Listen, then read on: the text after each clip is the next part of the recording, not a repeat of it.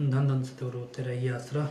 आप देख रहे हैं फेथ वर्सेस वर्डिक्ट। मैं डॉक्टर मोहित इंसान परम पूजनीय संत डॉक्टर गुरमीत राम रहीम सिंह जी इंसान के अनुयायी, उनकी सोच व सच्चाई इस प्रोग्राम के माध्यम से आप सभी लोग जानते हैं, देखते हैं और परखते हैं। तो आप सबका आज के लाइव सेशन में बहुत बहुत स्वागत है। धन धन सतगुरु रोते रहिए आसरा। तो कल एक घटना हुई थी कोटकपूरा फरीदकोट पंजाब में, और एक डेरा प्रेमी प्रदीप सिंह की हत्या हुई। दिन दिहाड़े 6 हमलावर थे, और आज की खबर ये है अभी अंतिम संस्कार कर दिया गया है शायद प्रदीप सिंह का, और परिवार ने सहमति जताई है। और इसके अलावा 3 जो हमलावर थे वो पकड़े गए हैं, जिसमें 2 नाबालिग बताए जा रहे हैं। जो जितनी न्यूज़ मैंने पढ़ी है उस सब में ये सब है। इस सब के अलावा बरनावा से कोई हलचल नहीं हुई है, कुछ नहीं पता चला है भी क्या हुआ क्या नहीं हुआ। आवाज़ कम आ रही है। अरे सॉरी, माइक की तार लगाना।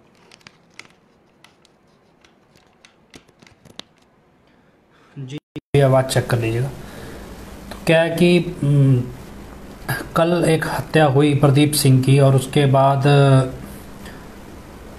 आज अंतिम संस्कार हुआ। और उसके अलावा शर्तें कुछ रखी गई थी सरकार के सामने, बाद में बिना शर्त के अंतिम संस्कार हुआ। लेकिन इस सब के पैरेलल यूपी के अंदर पार्टियों का सिलसिला बरनावा में मतलब थम नहीं रहा है। पार्टियों पे पार्टियां चल रही हैं। ये किस तरह का मजाक है और क्या है। और इसके अलावा एक हमने और बात रखी है, वो ये मुग़ल राज की धार्मिक आज़ादी को हमने इसमें रखा है भी। आखिर ये मुग़ल राज की धार्मिक आज़ादी का क्या मतलब है, ये भी हम आज डिस्कस करेंगे। तो शुरुआत इतना कुछ लोग जुड़ जाएं, इतना हम ये प्रदीप सिंह वाली जानकारी आपको दें कि प्रदीप सिंह की हत्या कल हुई। 6 लोगों ने हत्या की, और आज 3 अपराधी पकड़े गए, उसमें से 3 अभी नहीं पकड़े गए हैं। इसके अलावा अंतिम संस्कार किया गया। लेकिन इस सब के दरमियान बहुत सारी चीज़ें ऐसी आई जो आपको सोचनी पड़ेंगी। क्या है कि अंतिम संस्कार या जो भी ये अफसोस करने में डेरे की मैनेजमेंट की तरफ से कोई व्यक्ति नहीं पहुंचा। आप सोचिए भी, अगर हम एडम ब्लॉक की बात माने, एडम ब्लॉक की बात मान लीजिए भी, प्रदीप सिंह 100% निर्दोष था। उसने कोई जुर्म नहीं किया। ये पुलिस की धक्केशाही थी, ये पुलिस की गलत इन्वेस्टिगेशन थी, या फिर पुलिस वाले घूसखोर थे, या कोई सरकार ज़बरदस्ती फंसाना चाहती थी डेरा प्रेमियों को। हम कुछ ही कह सकते हैं, क्योंकि कानून के मुताबिक जब तक व्यक्ति आरोपी हो तब तक उसे निर्दोष माना जाता है भारतीय कानून में। अब ऐसे में क्या सिचुएशन है क्या नहीं है, अगर अलग अलग पक्ष लेंगे, डेरे का पक्ष क्या होना चाहिए और क्या था, सरकार का पक्ष क्या होना चाहिए और क्या था, अपराधी किस निगाह से देखता है, और साथ संगत को कैसे देखना चाहिए, ये चारों चीज़ें देखते हैं। सबसे पहले डेरे का पक्ष। डेरे की एंड से अगर हम एडम ब्लॉक की माने या डेरे में 45 मेंबरों का स्टेटमेंट माने, तो प्रदीप सिंह निर्दोष था। अगर निर्दोष था तो और उसकी हत्या हुई, इसका मतलब सीधे सीधे भी आप प्रदीप सिंह को हम शहीद घोषित कर दें। मैं प्रदीप सिंह एक भ्रष्ट सिस्टम की बलि चढ़ गया, और क्योंकि वो एक धार्मिक संगठन से जुड़ा था और एक वो भक्ति मार्ग पे था, और उसके भोले स्वभाव को सरकार ने टूल बनाया और एक ज़बरदस्ती निर्दोष आदमी की हत्या होने पे मजबूर किया। तो क्या डेरा ने प्रदीप सिंह को शहीद घोषित किया भी, ये शहीद माना जाएगा।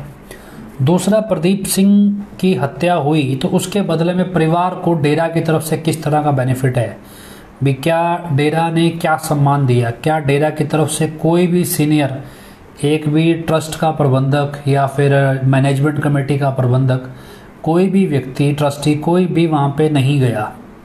इसका मतलब क्या भी, डेरे ने मतलब एक तरह से संज्ञान भी नहीं लेना मुनासिब समझा। वहाँ पे एक 45 मेंबर मौजूद था, हरचरण, और वो भी वहाँ का लोकल 45 मेंबर था। हालांकि उस एरिया के और 45 मेंबर हैं, माशा है और भी हैं, लेकिन वो 45 मेंबर वहाँ पे नहीं दिखाई दिए। पंजाब डेरा का जैसे हरियाणा लेवल पे प्रधान बनाए गए हैं, ऐसे पंजाब लेवल पे जो इंचार्ज हैं वो भी कोई जगजीत एंड पार्टी वगैरह वगैरह ये सब नहीं दिखाई दिए, रामकरण या और भी बठिंडा के हम कहें लोग, कोई भी नहीं दिखाई दिए। इसका मतलब क्या है कि डेरे की सीनियर लीडरशिप जितनी भी है उन सबको इस मर्डर से फ़र्क नहीं पड़ता। और शायद यही वजह है भी उत्तर प्रदेश बरनावा में जो ये ड्रामा चल रहा है पिछले 20-25 दिन से, वो ये ड्रामा आज भी जारी था। और वहाँ पे पार्टियों का दौर है, और इस पार्टियों के दौर में 1-1 लाख रुपया जिसने दिया है उस व्यक्ति को उस पार्टियों में एंट्री मिल रही है। उसके बाद 50,000 वाली या पार्टी भी 25,000 वाली, ये सब धंधे वहाँ चल रहे हैं। मतलब क्या है कि अब क्या सात संगत के मायने सिर्फ इतने हैं कि अगर उनको कोई निर्दोष होते हुए उनकी हत्या कर जाए तो भी उससे एडम ब्लॉक या जो कथित ये यूपी वाला डेरा मुखी बना हुआ है भी इसको फ़र्क नहीं पड़ता है। तो आप क्या ये सोचते हैं भी अचानक से डेरा की मैनेजमेंट और डेरा का गुरु क्या इतना बेरहम हो जाएगा कि शिष्य की हत्या होगी और वो जश्न मनाएगा और उसके बाद ना वो बात करना मुनासिब समझेगा? क्योंकि डेरे के ऑफिशियल प्रवक्ताओं ने, डेरे की मैनेजमेंट ने और डेरे में के ट्रस्ट ने और कह सकते हैं अभी तथाकथित डेरा प्रमुख ने कोई भी स्टेटमेंट जारी नहीं किया है इस हत्याकांड के ऊपर। और ना ही प्रदीप सिंह को कोई ऐसा कहा गया भी निर्दोष है तो उसको हम शहीद घोषित करेंगे या उसको लेके सरकार से किसी तरह की कोई मांग रखी गई है, ऐसा कुछ नहीं है। तो मतलब क्या है कि डेरा के एंड पे अचानक ये सब इतनी निर्दयता और इतना लापरवाही या कह सकते हैं इतना एक तरह से डिसाउंड सा कर देना, बस एक फॉर्मेलिटी के लिए 300-400 लोग बुला लिए गए, वो भी लोकल, इतना ही है। तो मतलब क्या है कि प्रदीप सिंह की हत्या हो या कल को संभावित किसी और की भी हत्या हो तो आप ये उम्मीद ना करें भी आपके साथ किसी भी स्टेज पे 7 मेंबर से लेके बंगीदास से लेके डेरा प्रबंधक तक कोई भी आपके साथ खड़ा होगा। और ये डेरा की मैनेजमेंट ने और ये जो यूपी वाले ने ये साबित कर दिया है। सेकंड कैरेक्टर लीजिए, अब सात संगत का स्टैंड क्या होना चाहिए। भी एक व्यक्ति की हत्या हुई है, अब उसकी हत्या या तो नाजायज़ है या जायज़ है। देखो जायज़ तो किसी मायने में हो नहीं सकती, अगर नाजायज़ है तो ऐसे में डेरा सात संगत एकता दिखाए तो उसके लिए एक लीडरशिप चाहिए। तो क्या करें, उसके पास लीडर ही नहीं है। हरचरण जैसे गधे हैं, जो फैमिली जो है प्रदीप सिंह की वो लीस्ट बॉदर्ड है, वो मतलब इंटरेस्टेड नहीं है 45 मेंबरों से बात करने के लिए। उसके बावजूद हरचरण फैमिली के बिहाफ पे अनाप शनाप स्टेटमेंट मीडिया में दे रहा है, लेकिन चल रहा है, क्या कर सकते हैं आप। ऐसे में सात संगत क्या एक्सपेक्ट करे।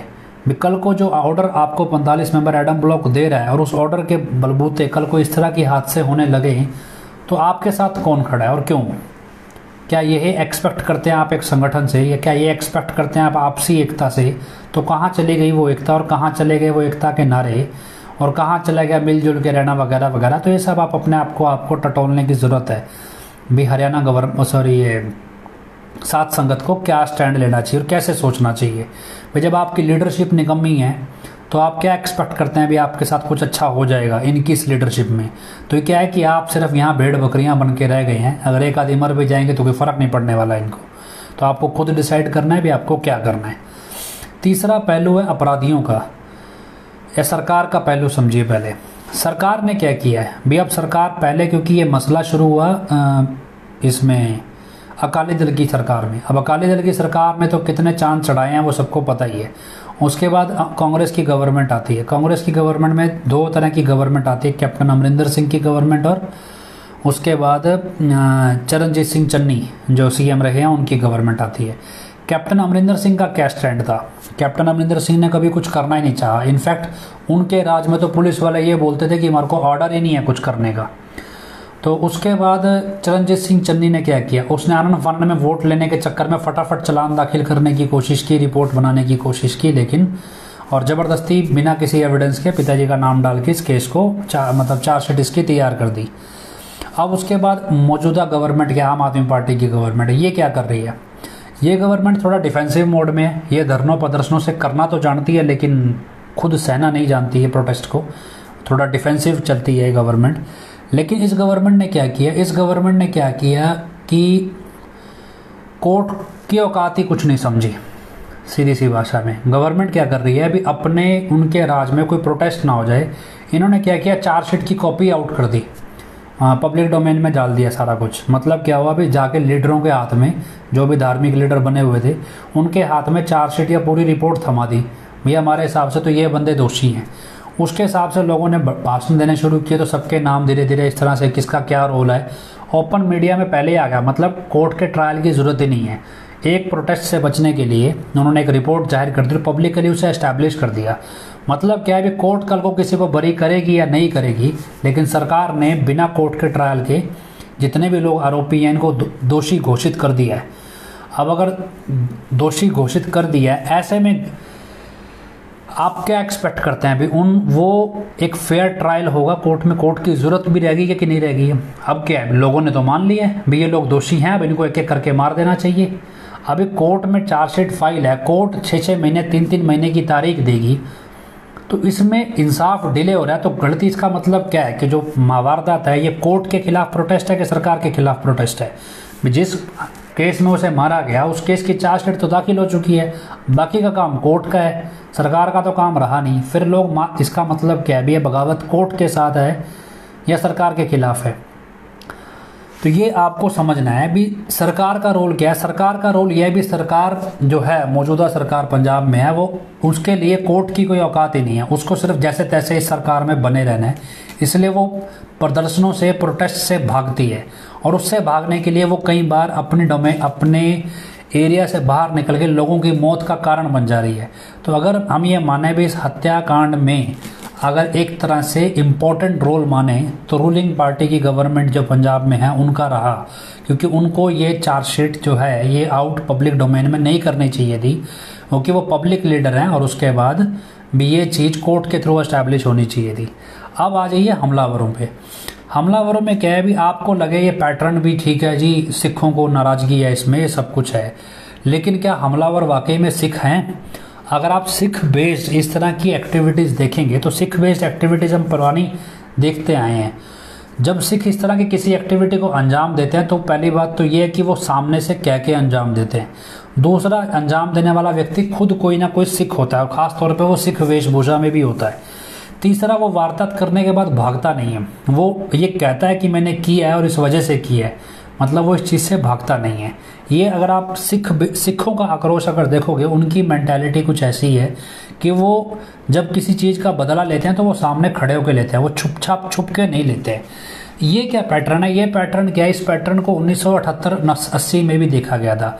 जब कोई धार्मिक लीडरशिप हो, डेवलप होने लगे, जैसे 1978, 80, 81, 82 में जब भिंडरांवाला एक सिख एक्टिविस्ट था और वो जब ग्रोथ करने लगा तो उसकी आड़ में लोगों ने अपनी पर्सनल दुश्मनियां निकालनी शुरू कर दी और उसका जो खाता था वो भिंडरांवाले के खाते में जुड़ता चला गया और लोगों ने भिंडरांवाला को टाइम से पहले ही, मतलब सरकार ने एक हार्डकोर क्रिमिनल की तरह ट्रीट करना शुरू कर दिया भिंडरांवाला को। क्यों? उनको लगता था भी भिंडरांवाले की स्पीच की वजह से ये सब काम हो रहे हैं। कुछ इसी पैटर्न पे समझिए। अब एक नया सिख एक्टिविस्ट है जो पंजाब के अंदर इस टाइम एक्टिव है, अमृतपाल सिंह नाम से। वो एक सिख एक्टिविज्म है या कह लो सिख फ्रीडम को लेके उनका एक एजेंडा है अपना। उसके बेस पे अब उन्होंने एक अल्टीमेटम दिया भी 15 नवंबर तक हम इंतज़ार करेंगे, लेकिन ये वारदात 10 तारीख को हो जाती है। इट मीन्स क्या भी सिख ने अल्टीमेटम दिया तो उन्होंने तो कोई इंटरफेरेंस करना नहीं था। सेकंड, जो हमलावर थे वो छुप के आए थे, चोरों की तरह आए, वारदात की और भाग गए। और बच्चे थे, इसका मतलब ताजे ट्रेड किए गए, उनको मतलब ही नहीं था, क्योंकि ये 2015 की वारदात है और उस टाइम अगर आज 16 साल के हैं वो, तो करीब 7 साल पहले वो तो 9 साल के रहे होंगे। उनके अंदर किस तरह का आक्रोश होगा इस चीज़ के लिए? मतलब ये कॉन्ट्रैक्ट किलिंग है, सीधा सीधा, मतलब इसका पैसा दिया गया। अब इसका फ़ायदा किसको है? कॉन्ट्रैक्ट किलिंग है, मतलब किसी ना किसी ने पैसा दिया इसको मारने के लिए। वो पैसा देने वाला व्यक्ति कौन है? अचानक से एक ऐसा गैंगस्टर या कह लो भी ग्रुप ले इसकी जिम्मेवारी जिसका सिख धर्म से कोई लेना देना ही नहीं है। इसमें इट मीन्स क्या भी एक्टिविटी सिख बेस नहीं है, कोई और है व्यक्ति जिसको इस मर्डर का फ़ायदा था। अब इस मर्डर के बाद अगर बरनावा में पार्टियां चल रही हैं, इट मीन्स क्या क्या इस मर्डर को सेलिब्रेट किया जा रहा है बरनावा में, तो क्या इसका फ़ायदा एडम ब्लॉक को ही था? तो ये आपको समझना है भी आखिर इस वारदात से फ़ायदा किसको है।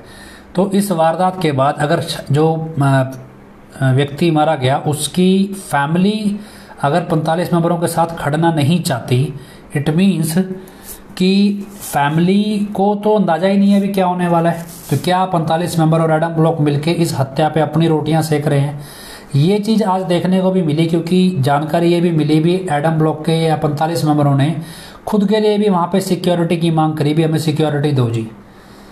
तो वो सिक्योरिटी डिमांड क्यों की जा रही है, भी सिक्योरिटी दी जाए, हमारे को पुलिस प्रोटेक्शन दी जाए। हो सकता है भी एक्यूज जो बाकी हैं उनके लिए डिमांड की जाए। अब अगर मान लीजिए कि जो बाकी के आरोपी हैं उनके लिए सिक्योरिटी की मांग की गई है, पुलिस प्रोटेक्शन की मांग की गई है, और डेरा बाकी डेरे की ब्रांचेस के ऊपर भी पंजाब में पुलिस लगाई गई है, इस सब से हटके क्या आपने ये सोचा है कि मीडिया की खबरों के मुताबिक कोई लॉरेंस गैंग है, लॉरेंस कोई दिल्ली के अंदर है, कोई जेल में व्यक्ति बंद है, और जो एक सिद्धू मूसेवाला एक सिंगर था उसकी हत्या में भी एक लॉरेंस बिश्नोई गैंग ऐसा कुछ था, शायद ये वही गैंग है, और उसमें भी गोल्डी बराड़ नाम का ये व्यक्ति जो आज बोल रहा है फेसबुक पे कि मैंने मरवाया है प्रदीप सिंह को, तो ये भी एक्टिव उस टाइम भी था। इसका मतलब वो गैंग एनसीआर का गैंग है, कोई लॉरेंस बिश्नोई गैंग है। तो क्या जिनको गुरु बनाए बैठे होगा उन्होंने पुलिस प्रोटेक्शन मांगी है कि वो तो एनसीआर में ही बैठे हैं लगभग, बागपत के रीजन में भी। अगर पंजाब में सिक्योरिटी मांग रहे हो तो फिर यूपी में क्यों नहीं मांगी। और डेरा, अगर डेरा का स्टैंड क्या है भी, जो नई प्रबंधक तथा कथित अपने आप में बनी वृत्ति है, इसका क्या स्टैंड है। डेरा के प्रवक्ता क्यों नहीं बोल रहे हैं, एक 45 मेंबर फॉर्मेलिटी करने के लिए क्यों बोल रहा है लोकल। डेरा से संबंधित मैटर है, इतना बड़ा मैटर है भी, एक केस का एक्यूज्ड मारा गया और उस केस में पिताजी का नाम भी है, तो फिर डेरा उसमें स्टेटमेंट क्यों नहीं दे रहा है। इट मीन्स क्या है कि ये स्क्रिप्ट मानो या ना मानो, ये मर्डर 100% हमारे अकॉर्डिंग डेरे की मैनेजमेंट ने खुद करवाया है, हमें ये लगता है, क्योंकि इसका बेनिफिट सिर्फ और सिर्फ डेरे की मैनेजमेंट को ही है और किसी को नहीं है। अगर प्रदीप सिंह की फैमिली डेरा के 45 मेंबरों से इत्तेफाक नहीं रखती, इट मीन्स वो डेरा से पहले से ही बागी चल रही थी, डेरा के 45 मेंबरों से सहमत नहीं थी, और ये इंडिकेट करता है भी डेरा की मैनेजमेंट ही ये सब कुछ करवा रही है। और क्योंकि अगर आप पहला रिकॉर्ड देखेंगे तो कुछ ऐसा ही है। तो भी पहले भी जब महेंद्र पाल बिट्टू की हत्या हुई और मनोहर लाल अरोड़ा की हत्या उनकी हुई है, पुलिस प्रोटेक्शन 45 मेंबरों को चाहिए। भी प्रॉब्लम क्या है भी समझ नहीं आती। तो क्या मरता मतलब मारा कोई और व्यक्ति जा रहा है, डिमांड कोई और रेज कर रहा है, तो ये चीज़ आपको समझ आएगी भी। इसका मतलब खुद को बचाने के लिए आप जानबूझ के बंदों को मरवा रहे हो और अपने फ़ायदे निकाल रहे हो। और ये चीज़ आई पहले जी इनको सरकारी नौकरी देनी है, फिर अगर सरकारी नौकरी की डिमांड थी फिर कैंसिल क्यों की। ये सरकारी नौकरी की डिमांड किसने उठाई, क्या प्रदीप सिंह की फैमिली ने उठाई या 45 मेंबर अपना ही कोई गेम खेल रहे थे बीच में। इन सब के बीच अब आपको लग रहा है सब कुछ ऐसा हो रहा है, इस सब के साथ एक बड़ा बिजनेस भी चल रहा है। बिजनेस समझ में आपको क्या है, उस बिजनेस को कहते हैं पॉलिटिकल असाइलम का बिजनेस। ये बिजनेस क्या है भी आपको समझाते हैं। असल में क्या है कि ये बार बार क्यों प्रसारित किया गया भी, डेरा प्रेमी की हत्या, डेरा प्रेमी की हत्या, डेरा प्रेमी की हत्या भी। डेरा प्रेमी वर्ड बहुत उछाला, सचकाओं ने भी उछाला, सब ने उछाला। क्यों उछाला, इसके बाद एक बिजनेस शुरू हुआ है।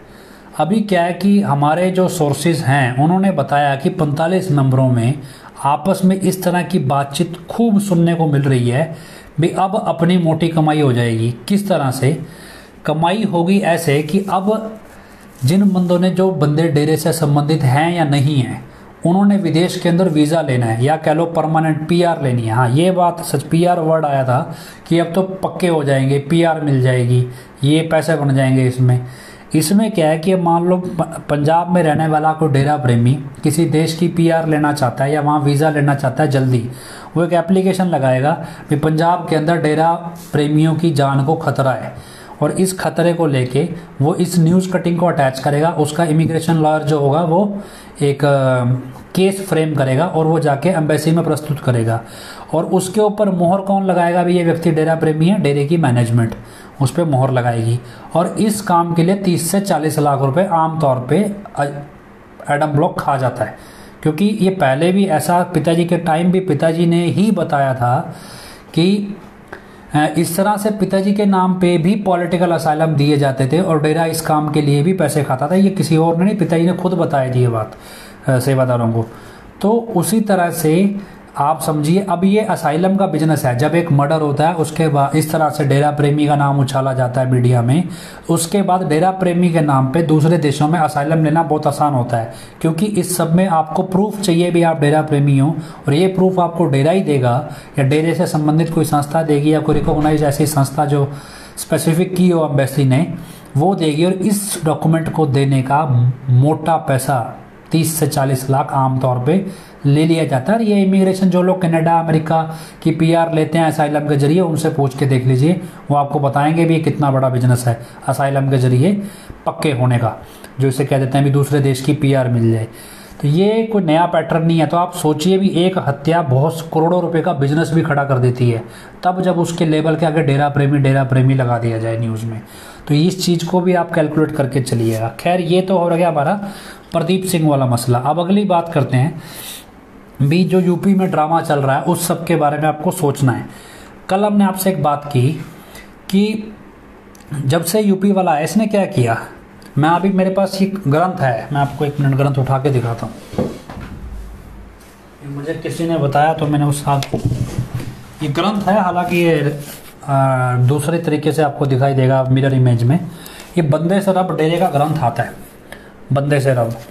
इस ग्रंथ को जब आप पढ़ना शुरू करेंगे तो इस ग्रंथ में आपको पूजा धर्म क्या होता है, पूजा क्या होती है, पूजा पाठ क्या होता है, ये मूर्ति पूजा करनी चाहिए नहीं करनी चाहिए, क्यों नहीं करनी चाहिए, इसका इतिहास क्या है, ये जौन सा यूपी वाला ड्रामे कर रहा है ना पुरातन पता नहीं क्या क्या आडंबर जो भी बना रहा है, वो सब इसमें लिखा है और उसके पीछे का लॉजिक भी है और हर चीज़ इस ग्रंथ में लिखी है। और ये डेरे में शाह सतनाम सिंह जी महाराज ने ही लिखा है और हजूर महाराज जी के टाइम से में भी ये पब्लिश होता रहा और आज भी ये बिकता है। अब हो सकता है इन्होंने कोशिश की हो इस ग्रंथ को बदलने की, लेकिन हमारे पास पुराना है और इसमें सब कुछ लिखा हुआ है। आप इसको कभी पढ़ के देखिएगा। असल में क्या है कि मुग़ल राज की जब हम बात करते हैं, मुग़ल राज में क्या था, हम पढ़ते हैं कि मुग़ल राज में औरंगजेब के राज में जैसे ख़ास तौर पे कहते हैं भी या तो मुसलमान बन जाओ या मर जाओ। तो क्या कहते हैं भी गुरु तेग बहादुर जी को बुलाया गया और बोला गया भी 3 ऑप्शन है, या तो करामात दिखाओ या मुसलमान बनो या फिर मर जाओ। तो उन्होंने कहा भी संत चमत्कार को कहर मानते हैं भी, वो उन्होंने करामात दिखाने से, कोई चमत्कार दिखाने से मना कर दिया। दूसरा था कि मुसलमान बन जाओ, तो वो भी ज़बरदस्ती है, ऐसे कोई मुसलमान थोड़े बन जाएंगे। और तीसरा भी आप भी या तो मरना स्वीकार करो। तो उन्होंने तीसरा ऑप्शन चूज़ किया, भी हम मरना स्वीकार करेंगे, ना हम मुसलमान बने और ना ही हम चमत्कार दिखाएं। तो उन्होंने शहादत दी, उनके साथ साथ उनके 3 शिष्यों ने भी शहादत दी। और ऐसे नहीं कि आम ही शहादत थी, मतलब बहुत ब्रूटल तरीके से उनको शहीद किया गया, बहुत ज़्यादा दयनीय है, मतलब आप बोल नहीं सकते इतना खतरनाक तरीके से उनको शहीद किया गया। जब ये सब हुआ तो अगर हम वैसे आज के टाइम पे लॉजिकली कल्पना करें कि भाई मुसलमान बन जाओ नहीं तो मर जाओ, तो अगर उस टाइम पे औरंगजेब राज में इस तरह ही सारे मुसलमान बन गए थे, तो फिर आज इंडिया में हिंदुओं की मेजॉरिटी कैसे है? तो सारे तो मुसलमान नहीं बने होंगे। उस टाइम भी कोई ना कोई ऐसा तो है नहीं भी उनके पास कोई बाकी सरकार का देश का काम ही नहीं था।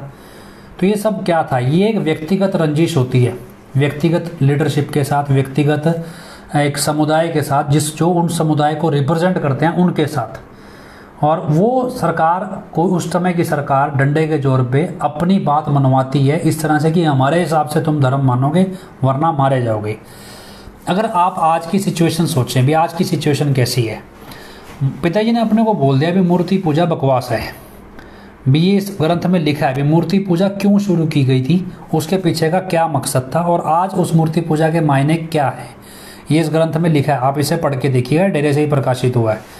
और इसके अलावा भी हिंदू मुस्लिम सिख ईसाई धर्म के नाम हैं, तो इस नामों का क्या महत्व है और ये नाम क्यों रखे गए और किसने रखे और कैसे ये धर्म एग्जिस्टेंस में आए और असल में धर्म होता क्या है, धर्म के मायने इंसान के लिए क्या होते हैं, सब कुछ इस ग्रंथ में लिखा है और सरल भाषा में लिखा है। ये ग्रंथ हिंदी में भी आता है, पंजाबी में भी आता है, तो आप ये देख सकते हैं, इसको पढ़ के ज़रूर देखिए।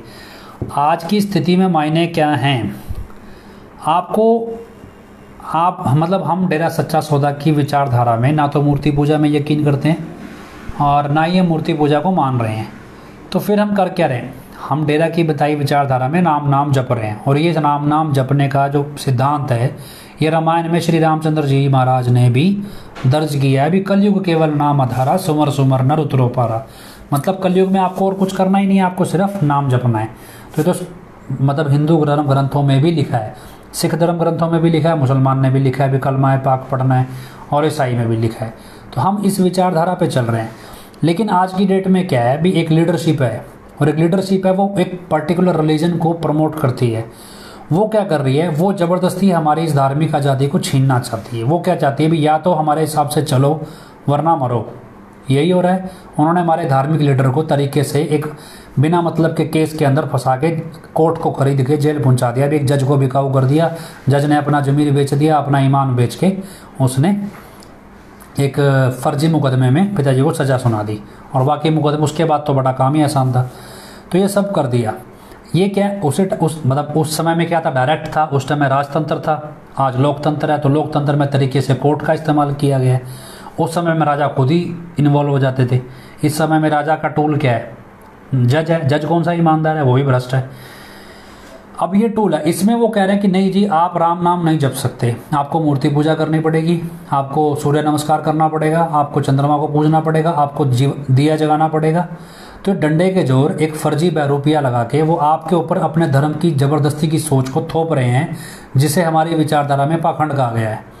तो एक पाखंडवादी सोच को एक फर्जी बहरूपिया, हमारे गुरु का बहरूपिया बना के हमारे पे थोपना, तो ये क्या है, ये मुगलियाई कानून है। बस फ़र्क सिर्फ इतना है, उस समय कोर्ट और राजा का रोल एक ही आदमी प्ले करता था, आज अलग अलग करते हैं। राजा क्योंकि जनता से चुना गया है इसलिए वो अलग है, और कोर्ट अलग है। कोर्ट जनता नहीं चुनती है, कोर्ट को एक प्रॉपर एग्जाम का तरीका, प्रॉपर अपॉइंटमेंट का अलग प्रोसीजर है। उसे जनता अपनी मर्जी से जज को सिलेक्ट नहीं करती है। उस समय में राजा ही जो कोर्ट होता था, राजा ही जज होता था, राजा ही खुद सब कुछ होता था, और राजा को इन सब चीज़ों की नॉलेज लेनी पड़ती थी। तो उस पैटर्न पे आप समझने की कोशिश करें भी ये है क्या। ये आज की डेट में धार्मिक गुलामी है। जो मुगल राज में धार्मिक आज़ादी थी उसी तरह की इसको धार्मिक, मतलब आपको ये दिखाया जाएगा भी ये पर्टिकुलर जो प्रैक्टिस है, इस तरह से मूर्ति पूजना, दिया जगाना भी, ये तो जी भैया बहुत प्योरेस्ट फॉर्म ऑफ प्रैक्टिस है। जबकि हिंदू धर्म ग्रंथ ही इस चीज़ की मनाही देते हैं भी ये सही नहीं है। हिंदू धर्म ग्रंथ भी मना करते हैं इसको। अगर आप देखें भी सतयुग में सच ही धर्म था भी, उसके बाद त्रेता युग आया, उसके बाद द्वापर आया। द्वापर में कहते हैं मूर्ति पूजा आई, लेकिन आप अगर द्वापर युग के ग्रंथों को पढ़ेंगे तो आप उसमें ये भी पढ़ेंगे भी द्वापर में मूर्ति पूजा को प्रेफरेंस दी गई, लेकिन मूर्ति पूजा को भगवान ने स्वीकार नहीं किया। इसलिए क्योंकि मोक्ष का रास्ता सिर्फ और सिर्फ नाम जपने का ही था और प्रेम का था, इसलिए मूर्ति पूजा को प्रेफरेंस दी गई, लेकिन मूर्ति पूजा को भगवान ने स्वीकार नहीं किया। और ये चीज़ ग्रंथों में दर्ज है, और इस ग्रंथ में भी लिखी हुई है, बंदे सेवक ग्रंथ में। तो आप इस चीज़ को समझें भी असल में क्या है कि हो कुछ नहीं रहा है, ये धर्म और अधर्म की लड़ाई है। धर्म क्या कहता है, धर्म का मतलब हिंदू, मुस्लिम, सिख, ईसाई, बौद्ध, जैनी नहीं होता है। धर्म का मतलब ये है कि धर्म ईश्वर है, और ईश्वर की सत्ता इस धरती पे चलती है, और ईश्वर को आप किसी भी तरीके से जैसे चाहें वैसे याद कर सकते हैं, उसमें कोई मनाही नहीं है। और ये चीज़ पिताजी ने भी कही भाई आप जैसे मर्जी याद करें, आपकी भावना सच्ची होनी चाहिए। हमारी तरफ से ये नाम है जो दिया गया, इसका जाप करो। उसके बाद हमें मंदिर मस्जिद जाने से रोका नहीं, लेकिन बाउंड भी नहीं किया। हाँ, उन्होंने कहा भी आप करो ना करो, लेकिन शास्त्र तो ये कहता है भी नाम जपना सर्वश्रेष्ठ है। तो इसलिए हमने सर्वश्रेष्ठ मेथड उठा लिया। हमें ABCD करनी, हमें जरूरत क्या है, जब हमारे पास बड़े वाला मेथड है तो हम छोटे वाले मेथड पे क्यों चलेंगे। तो कुछ उसी पैटर्न को आप समझिए भी, उस समय भी ऐसा ही था भी। जब सिख खड़े हुए तो उन्होंने क्या किया, सिख धर्म कोई धर्म नहीं था, सिख एक मतलब उस समय भी जो गुरुओं ने आइडियोलॉजी प्रस्तुत की वो एक सर्वधर्म की आइडियोलॉजी थी भी। धर्म को मानो, दिखावा ना करो, ये कोई लेबल नहीं है धर्म, ये कर्म है और इसको आपको करने पड़ेंगे। और धर्म का मतलब है कि भगवान की सत्ता के अनुसार अनुकूल करने पड़ेंगे। लेकिन अब एक आदमी, इंसान सोचने लगा कि धार्मिक सत्ता मेरे अनुकूल होनी चाहिए, और यही चीज़ मुगल साम्राज्य को बदनाम करती है कि धार्मिक सत्ता एक इंसान के अनुरूप नहीं होती, वो ईश्वर की अनुरूप होती है। और यही चीज़ आज है भी। एक संस्था है जिसे RSS नामक संस्था कहा जाता है, वो चलती है भी हमारे अनुरूप जबरदस्ती एक टेरा की संगत को एक हिंदू कथित हिंदू पाखंडवाद में उलझा दिया जाए, और जबरदस्ती एक बहरूपिये के जरिए हमारे को ये मूर्ति इस पखंडी पूजा में लगाया जाए। और जबकि राम नाम जपने की एक्चुअल जो पिताजी ने सब कुछ बताया भी उससे दूर किया जाए। इसे कहते हैं लोकतंत्र में धार्मिक गुलामी। धार्मिक धर्म के तरीके आपको गुलाम बनाना जबरदस्ती। जब आप अपनी विचारधारा पे अड़िग हो और आप उस विचारधारा को त्यागना नहीं चाहते तो एक नकली बहरूपिया ला के खड़ा कर दो और इस तरह से आप अपनी विचारधारा को जबरदस्ती बदला जाए। इसे कहते हैं ना, अगर हम डेमोक्रेसी में भी कहें तो फ्रीडम ऑफ रिलीजन के फंडामेंटल राइट्स का हनन है एक तरह से भी। आपको जबरदस्ती आपके ऊपर एक धर्म की सोच डंडे के जोर ब्लैकमेल करके थोपी जा रही है। और यही उस समय होता था, भैया तो मरो, अगर आप उसका विरोध करोगे तो आपको इस तरह से गोली मरवा दी जाएगी, जैसे कल परसों काम हुआ। तो यही ड्रामा चल रहा है और यही आज की डेट का मुगलिया कानून है। इसको आपको समझना है, इसको आप सीधे तरीके से समझो, घूम फिरा के समझो। लेकिन उस समय भी ऐसे बहुत से लोग थे जो हिंदू रहे, तभी तो आज हिंदू इंडिया में बहुमत में है। लेकिन क्या इस तरह की ओछी हरकतें जो ये तथाकथित आरएसएस जैसे संगठन जबरदस्ती हिंदुइज्म को फैलाने के लिए करते हैं, शायद यही वजह है कि वर्ल्ड के अंदर हिंदू धर्म सिमटता सिमटता सिर्फ इतना छोटा रह गया है कि बाहर लोगों ने क्रिश्चियन, मुसलमान और सिख बनना प्रेफर किया, हिंदू बनना प्रेफर नहीं किया। और ये उसके बाद कहने लगे भी हमारा धर्म सर्वश्रेष्ठ है। तो जो लोग जिस धर्म को लगातार त्यागते जा रहे हों सिर्फ उस धर्म के नकली बने हुए ठेकेदारों की ज़बरदस्ती की वजह से, तो इसका मतलब आप समझिए भी असल में धर्म तो सही है अपनी जगह, लेकिन जो पिताजी कहा करते बिना हिंदू बुरा है, ना सिख ईसाई मुसलमान बुरा है, बुराई पे उतर आया वो इंसान बुरा है। तो जो अपने आप को हिंदुओं के लीडर बन रहे हैं असल में बुरे वो लीडर खुद हैं, ना कि धर्म बुरा है। धर्म तो हर एक चीज़ अच्छी सिखाता है, लेकिन आपको ये समझना है कि आपकी आज़ादी आपके व्यक्तिगत है। ये आप भगवान को कैसे याद करेंगे ये आपकी मर्जी आपके पे तय करेगा। एक ज़बरदस्ती आके कोई बंदा आपको अगर आपका गुरु बहरूपिया बना के आपका धर्म के तरीके बदलना पसंद करें कि आपको ऐसे ही मानना है भगवान को, तो वो तरीक़ों से आपको बचने की ज़रूरत है। तो ये हमारा मेन मसला है आज का, कि आज का जो एक तो ये प्रदीप सिंह हत्याकांड में क्या सब कुछ हुआ, तो वो जानकारी हमने आपके साथ साझा की। और दूसरा ये धर्म के नाम पे जो ड्रामा दिखावा जो चल रहा है, और ये जो कहने को तो कानून है लेकिन वही जो बस फ़र्क सिर्फ इतना है भी उस समय के मुग़ल राजा को आज के टाइम में जज कहते हैं। तो खैर आप बोलोगे तो सब कुछ जैसे जैसे होना है वो सब आपके सामने है। तो ये इस बात से हम सहमत करते हैं जो अमृतपाल एक बात अपनी स्पीच में बोलता है कि वाकई में सरकार आपको ज़बरदस्ती धार्मिक गुलामी में धकेल रही है, एक सिर्फ एक संस्था को बचाए रखने के लिए कि वो संस्था अपने आप को धर्म का मसीहा बनाना चाहती है, जैसे औरंगजेब बनना चाहता था, कुछ वैसा ही। तो खैर बाकी बात हम क्या कुछ हुआ है वहाँ पे पंजाब में क्या स्थिति रही है और क्या कुछ होना चाहिए था, और वहाँ कोटकपूरा में आज क्या सब कुछ हुआ है बहन वीरपाल कौर से जानेंगे। तो आप बने रहिए हमारे साथ, इनको हम लाइन पे ले लेते हैं।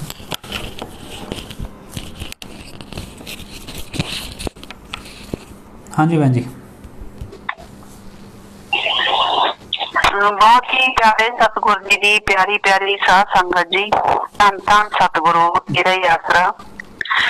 गुरु प्यारी साध संगत जी, कल दा आपां देख रहे हैं जो कोटपुरे दे विच एक बहुत वड्डा जिहड़ा हादसा होया है ना, डेरा प्रेमी दा अपना कतल होया। कल शाम तक पोस्टमार्टम करन तो बाद उन्हां दी जिहड़ी डेड बॉडी सी वो नाम चर्चा घर दे विच रखी गई ते अज शाम नूं लगभग 6 बजे संस्कार किया गया। ये प्रदीप दे कल दे जिहड़े घटना चक्कर तो चाहे उहदा कतल होया उस तो बाद दा जो कुछ चल रहा मीडिया ते जो कुछ चल रहा और सच कहूं ते जो कुछ चल रहा और उत्थे जो कुछ चल रहा है, काफी हैरानीजनक गल्लां सामने आ रही हैं। सब तो वड्डी हैरानी तां इस गल दी होई है कि पंजाब दी सारी साध संगत ये महसूस कर रही है भी जिहड़ा अपने आप नूं डेरा मुखी बना के बैठा होया यूपी दे विच वो चुप क्यों है। सारी साध संगत इस चीज ते चर्चा कर रही है भी चुप क्यों है, क्योंकि असली गुरु पिता जी ऐ चुप नहीं सी करदे। जदों उन्हां दी संगत नाल धक्का हुंदा सी, मैं तुहानूं पहलां भी कहा सी भी जदों सिर्फ डब्बा दे विच कोई भी बंदे दा नुकसान नहीं सी होया, जानी नुकसान नहीं सी होया, उदों भी गुरु पिता जी ने बहुत ज्यादा ज्यादा मतलब कि इतराज किया सी, बहुत ज्यादा वचन किए सी। कुक्याली कांड के टाइम भी पिता जी ने मजलिस च आके बहुत ज्यादा वचन किए सी। एक बार गुरु पिता जी ने वापस भेजता सीगा इथों राजस्थान के बॉर्डर तो, उदों भी पिता जी ने आके बहुत सारी गर्मी के वचन किए सी।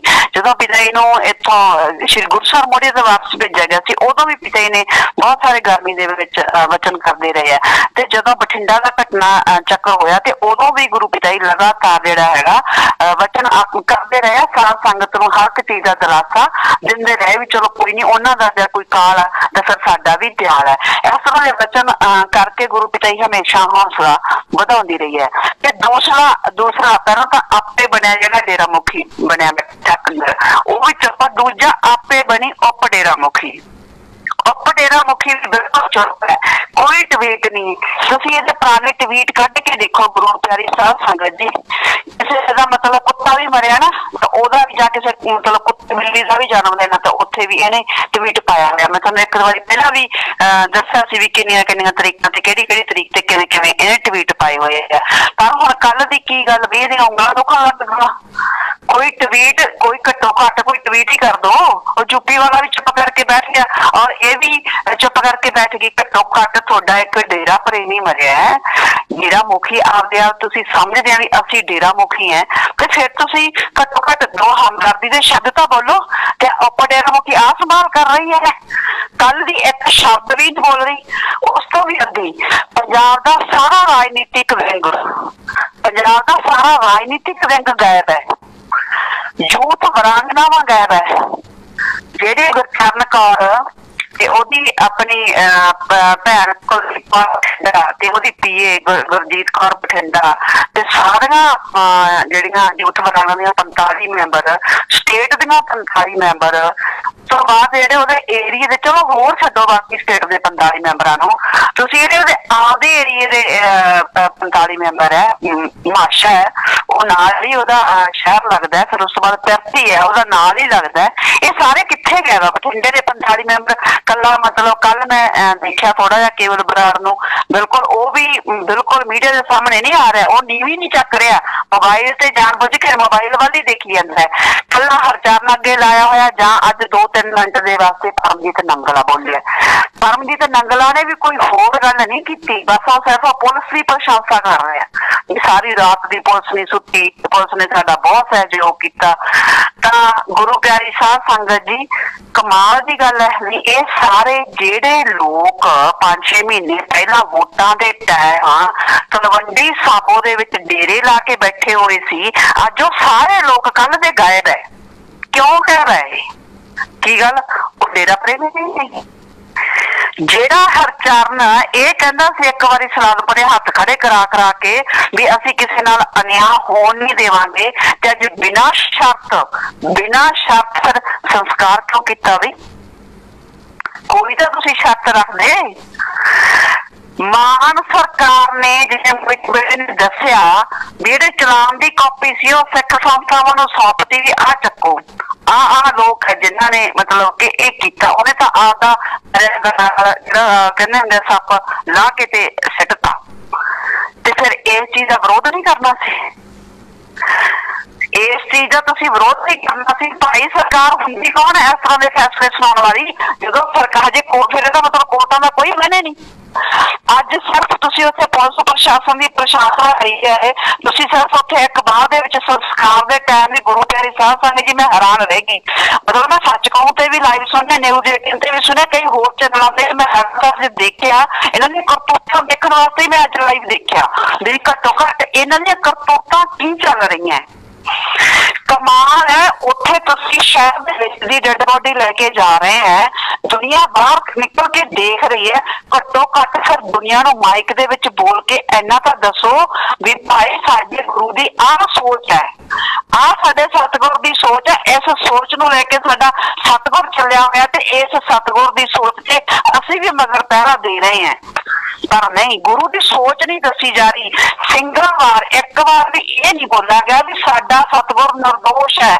सरकारों ने या मतलब कोर्टा ने या सीबीआई ने गलत फैसला सुना के साडे गुरु नूं पहला अंदर किया, फिर उस तो बाद उन्हां ते बरगाड़ी कांड दा साडा सतगुर जिहड़ा सानूं सारे धर्मां दी सिक्ख्या दिंदा ਉਹਦੇ ਤੇ बरगाड़ी कांड का ਜਿਹੜਾ ਹੈਗਾ ਪਰਚਾ ਦਰਜ ਕਰ ਦੇਣਾ, ਇਹ ਤਾਂ ਬਹੁਤ ਹੀ ਜ਼ਿਆਦਾ ਘਟੀਆ ਗੱਲ ਆ। ਤੁਸੀਂ ਸਾਰਾ ਪੰਜਾਬ ਦਾ ਮੀਡੀਆ ਖੜਾ, ਤੁਹਾਨੂੰ ਲੋਕ ਸੁਣਨਾ ਚਾਹੁੰਦੇ ਆ, ਘੱਟੋ ਘੱਟ ਤੁਸੀਂ ਆਪਦੇ ਗੁਰੂ ਦੇ ਹੱਕ ਦੇ ਵਿੱਚ ਤਾਂ 2 ਸ਼ਬਦ ਬੋਲ ਦਿਓ।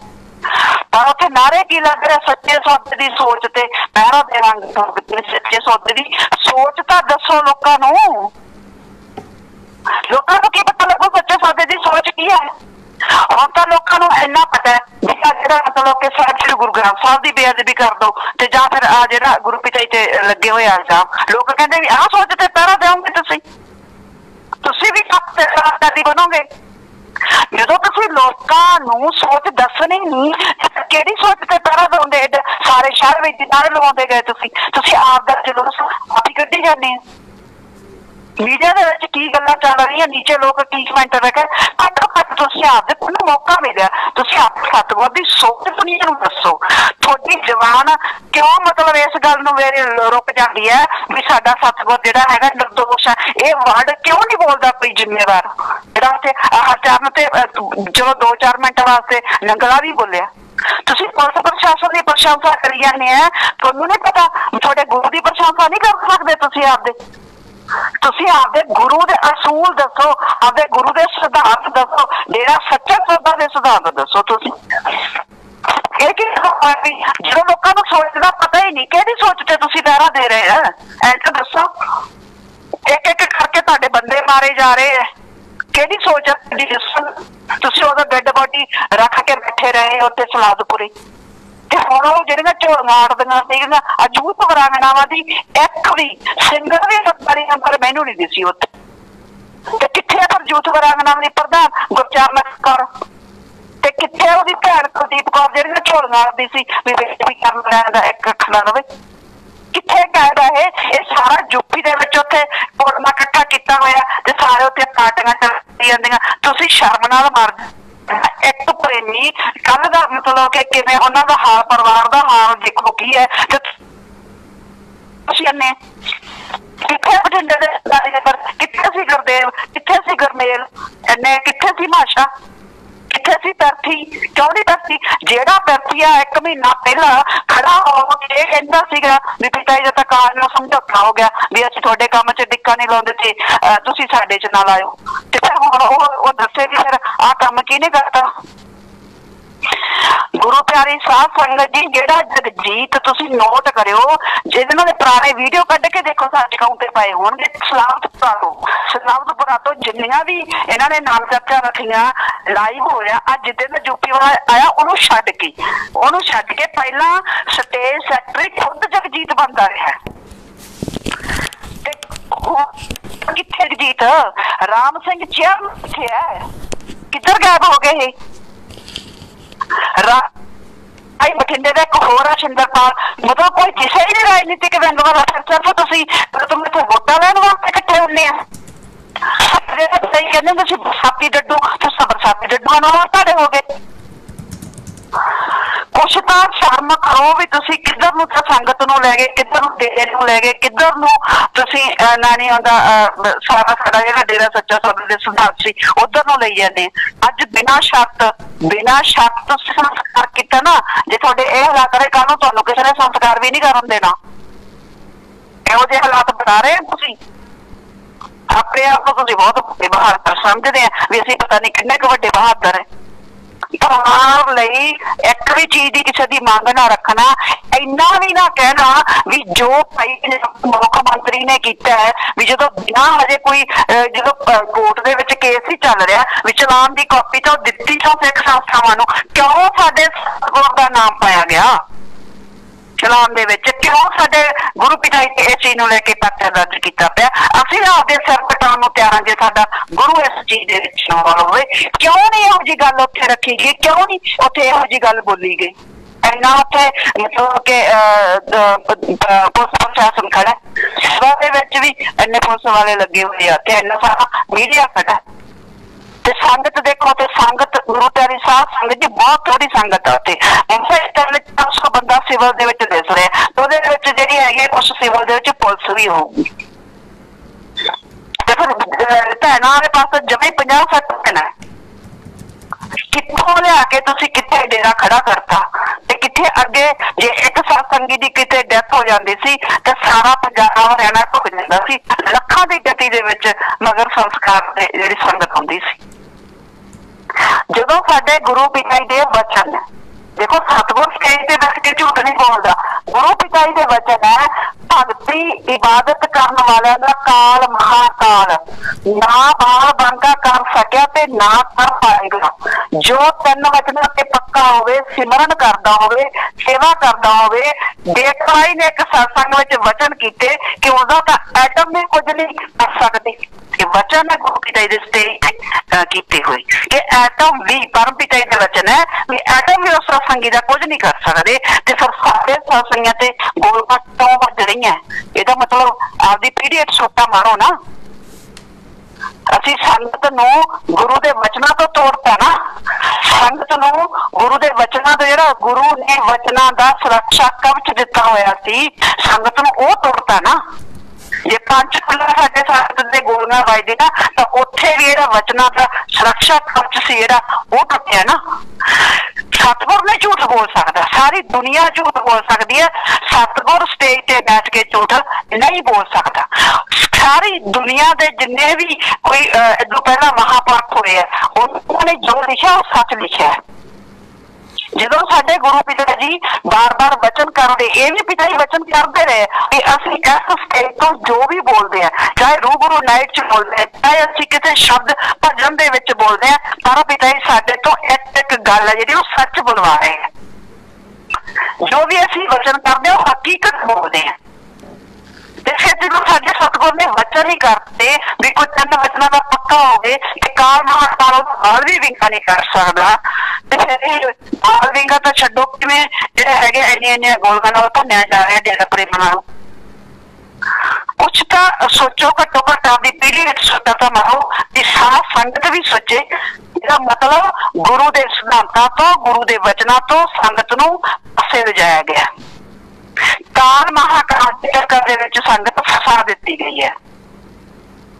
गुरु का प्यारा मैं खुद एग्जाम्पल है सतगुर की इन्नी अपार रहमत है 2007 तो लैके लगातार एहो जिहियां चीजां भी देखियां एहो जिहे कष्ट भी देखे है कि सामने मौत खड़ी भी देखी है पर गुरु पिता जी के वचन पूरे हुए है। हिम्मत नहीं पाई काल महाकाल जी के बाल भी विंगा कर देवे। गुरु प्यारी साध संगत जो पिता जी कहते होंगे है ना भी गुरु विचारा क्या करे ते जैसे कर्मे चूक। जदों जदों सिख खुद ही थिड़क जाए वचना तो लोग पता कल कमेंट जो लिख रहे बहुत दुख हो रहा सी थोड़े पिता जी ने बचाया ना हम तुहाडे पिता जी ने बचाया ना। ये लोग नीचे लिख रहे सी लोगों को ये नहीं ना पता भी ये लोग वचना तो थिड़के हुए लोग है। फरीदकोट का सत्संग संगत जी गुरु पिता जी तुहानू याद हो जो बाहर सत्संग होंदियां फिर नाम देने तो बाद माफी दिंदे हुंदे सी माफी वाले नू अलग बिठाया गया ही नहीं। जो आस देन लगे तो उत्थे गुरु पिता जी ने वचन कीते कहंदे बेटा जदों तुसीं तीन वचन तोड़ दिंदे आ ना तो तुहाडे घरे दुख ते मुसीबत आउंदा है।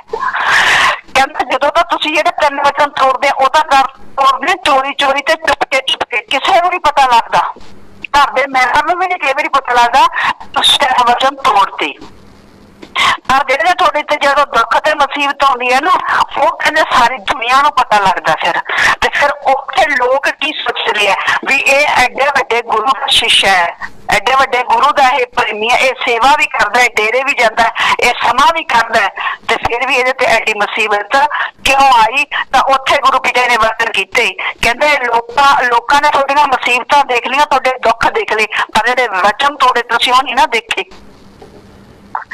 तुसी गुरु वाल उंगल करवा रहे हैं वचना की टाट करके। हम जो आप देख रहे हैं भी डेरा सच्चा सौदा दे सारे सिद्धांत खत्म हो रहे हैं ਸਾਰੇ ਸਿਧਾਂਤ ਜਿੱਥੇ ਡੇਰਾ ਸੱਚਾ ਬਣਿਆ ਸੀ, ਜਿੰਨਾ ਸਿਧਾਂਤਾਂ ਤੇ ਡੇਰਾ ਸੱਚਾ ਸੌਦਾ ਦੀ ਬੁਨਿਆਦ ਹੈ। ਜਦੋਂ ਆਪਾਂ ਨੂੰ ਗੁਰੂ ਪਿਤਾ ਜੀ ਗੁਰਬਾਣੀ ਪੜ੍ਹ ਕੇ ਸੁਣਾਉਂਦੇ ਹੁੰਦੇ ਸੀ ਕਿ ਅਬ ਕੱਲੂ ਆਇਆ ਅਰੇ ਇੱਕ ਨਾਮ ਬੋਵੋ ਬੋਵੋ ਅਨਹਦ ਰੁੱਤ ਨਾਹੀ ਨਾਹੀ ਮਤ ਧਰਮ ਬੋਲੋ ਬੋਲੋ, ਇੱਕ ਸਿਰਫ ਉਹ ਤਾਜੋ ਆ ਗਿਆ। ਹੁਣ ਸਿਰਫ ਇੱਕ ਨਾਮ ਦਾ ਬੀਜ ਜਿਹੜਾ ਬੋਣਾ ਹੈ, ਕਿ ਨਾਮ ਦਾ ਬੀਜ ਜਿਹੜਾ ਅਸੀਂ ਬੀਜਣਾ ਹੈ ਤਾਂ ਅਨਹਦ ਰੁੱਤ ਨਾਹੀ ਨਹੀਂ, ਹੋਰ ਕਿਸੇ ਦੀ ਰੁੱਤ ਹੈ ਹੀ ਨਹੀਂ।